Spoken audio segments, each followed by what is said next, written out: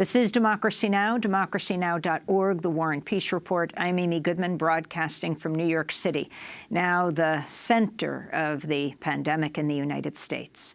Shelter in place. What happens when you're trapped at home with your abuser? We turn now to look at the domestic violence during the pandemic. As schools shut, public spaces close, all but essential workers are ordered to stay indoors. Domestic violence services are scrambling to help vulnerable people navigate home lines they say are increasingly unsafe during the pandemic. More than 1 in 3 women in the U.S. has experienced rape, physical violence, or stalking by an intimate partner, according to a 2010 survey. In 2018, more than half the violent crimes in the U.S. were domestic violence cases. We end with Katie Ray Jones, Chief Executive Officer of the National Domestic Violence Hotline and Love is Respect. She's joining us from Austin, Texas. Thanks so much for being with us, Katie Ray Jones. Talk about what you're experiencing now on the National Domestic Violence Hotline. What are your greatest concerns during this pandemic where so many are shut in, are locked down in their homes around the country? Yeah, good morning.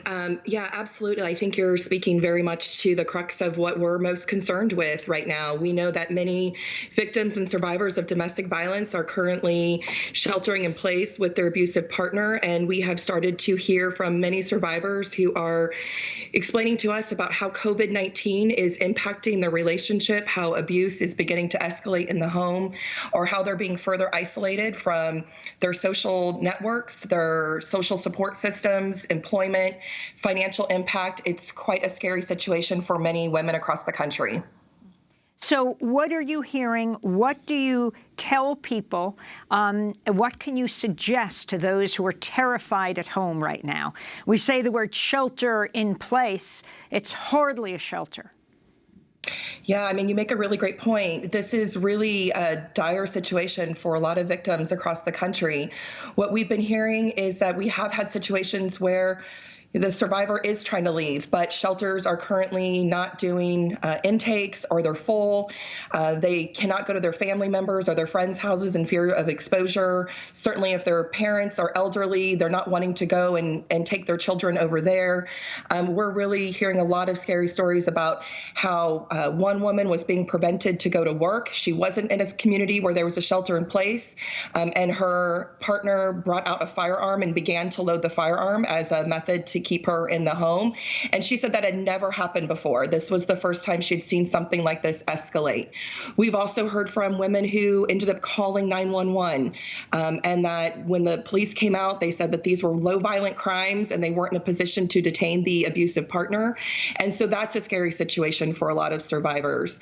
What we're really hoping to do right now, recognizing that it is going to be very difficult for a survivor to call a hotline when their perpetrator is sitting right next to them, or to be able to enter into an online chat with an advocate when their abusive partner's watching what they're doing. There could be serious consequences for a survivor in those situations.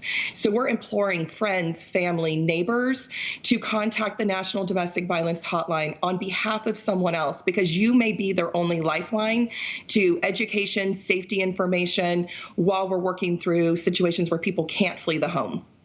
And what's happening to emergency shelters right now for domestic violence victims? I think we're seeing an array of different strategies being used, which I think it makes it really difficult for survivors to know what their options are. One, we're hearing some shelters are still operating and putting in a lot of procedures to keep their current residents safe and healthy.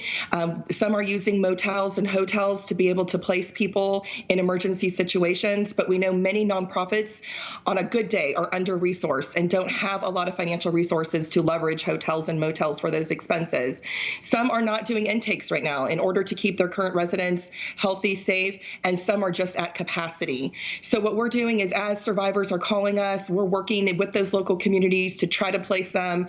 We had a pastor who called us yesterday trying to get shelter for a victim, and it looked in 2 different states and wasn't being successful in finding a location for that individual. So we know that these are really dire. So unfortunately, we're doing a lot of safety planning in place strategies. We're talking with survivors about if a fight breaks out, a violent incident breaks out in the home, where's the safest place to move in the home?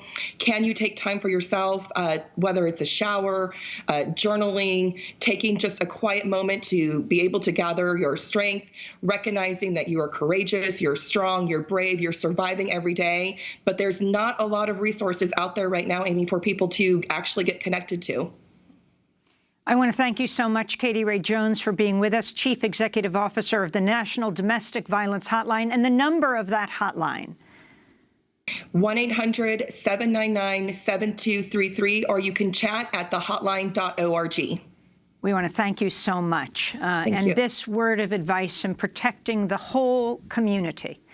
It is so critical that in order not to wash our hands of all of this, we simply wash our hands. When you see somebody and you're afraid to step away because you don't want them to feel like you're afraid of them, don't think of them as the vector of disease. Think of yourself as possibly one who could infect others, because we can't know at this point. Step away. Be at a safe distance to make the whole community safe. And when you wash your hands, to understand why this is so important, is just simple water and soap. I know for many it is not even possible to get that water, but if you have access, and soap is critical. It is the most important weapon, because the coronavirus, corona is the crown on the virus, which is a lipid, and the soap cuts through that. Wash your hands for at least 20 seconds. You know how you see doctors on TV shows washing their hands and then putting their arms up? This is the way to do it. You'd sing happy birthday twice if you want to. But you got to scrub those hands. You've got to interlace your fingers and scrub. Scrub your fingertips, you know, that touches, everything from buttons to elevator buttons, everything else. Wash the back and the front of your hands. You're doing it for yourself, you're doing it for your family, you're doing it for the whole community to stop community spread. We have to keep each other safe in this very dire time of this pandemic. That does it for the show. I want to thank the amazing team that makes Democracy Now! Happen every day. So many of us working from home in isolation to protect everyone else, and the team that comes in to do this broadcast. And also a belated birthday. Happy wishes to Miriam Barnard. Democracy Now! Produced by Mike Burke, Dina Guzder, Nermeen Sheikh, Carla Wills, Tammy Warrenoff, Libby Rainey, Sam Alcoff, John Hamilton, Robbie Karen. Special thanks to Julie Crosby. I'm Amy Goodman. Thank you so much.